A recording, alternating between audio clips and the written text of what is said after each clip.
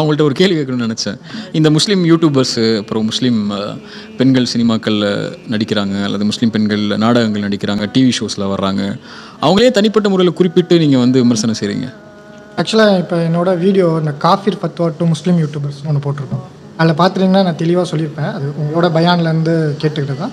ஒரு முஸ்லீம் மேலே முதல்ல நல்லெண்ணெய் வைங்க. அவங்க ஒரு தவறு செஞ்சால் தெரியாமல் செஞ்சுருக்க வாய்ப்பு இருக்குது. அந்த தவறை வந்து தவறுன்னு சுட்டி காட்டுங்க, அவங்களுக்கு காஃபிர்னு சொல்லிடாதீங்க அப்படின்னு சொல்லுவேன். ஸோ நான் பர்டிகுலராக பேசினது வந்து இந்த பேசியிருப்பேன்.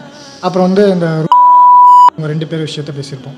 அதில் ஆக்சுவலாக என்னென்னா, நார்மலாக இப்போ ஒரு யூடியூபர்ஸ் இருக்காங்க, அவங்க ஏதோ ஒரு ஹராமான காரியத்தை செய்கிறாங்கன்னா அது ஒரு வியூஸ்க்காகன்ட்டு அவங்க செஞ்ச ஹராமை எடுத்து இப்படி செய்யக்கூடாதுன்னு நான் பேச மாட்டேன்.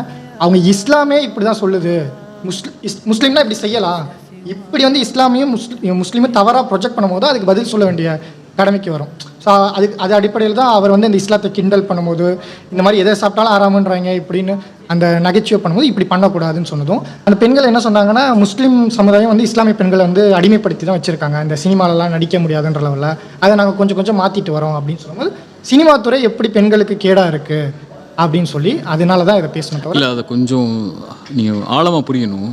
இது வந்து அந்த நீங்கள் சொன்ன தனிப்பட்ட நபருடைய கருத்து மட்டுமல்ல, சமூகத்தில் இருக்கக்கூடிய 60% வாலிபர்கள் இப்படி தான் இருக்காங்க. கரெக்ட். இல்லை மஷாலா பாதுகாத்தவங்களை தவிர 60% வாலிப பெண்கள் அதை நோக்கி தான் போகிறாங்க. இன்ஸ்டாகிராமில் ஃபோட்டோ போடுறவங்கள இருக்கட்டும், இன்ஸ்டாகிராமில் இருக்கக்கூடிய ஸ்டேட்டஸ் வைக்கிறவங்களாம் யார்?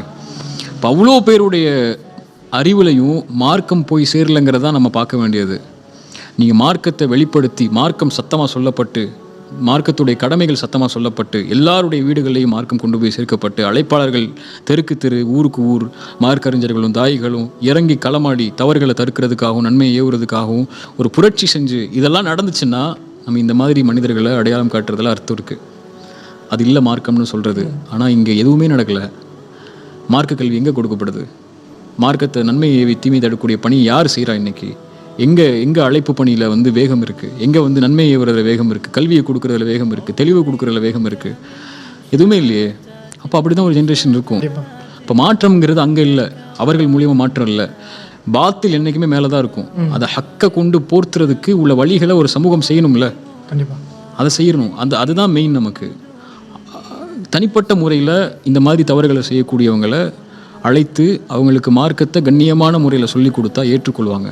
நம்மளே சத்தமாக எதிர்த்தோம்னா அது அவங்களுக்கு எதிர்ப்பை தான் கொடுக்குமே தவிர வழிகாட்டுறதுக்கு உதவி செய்யாது.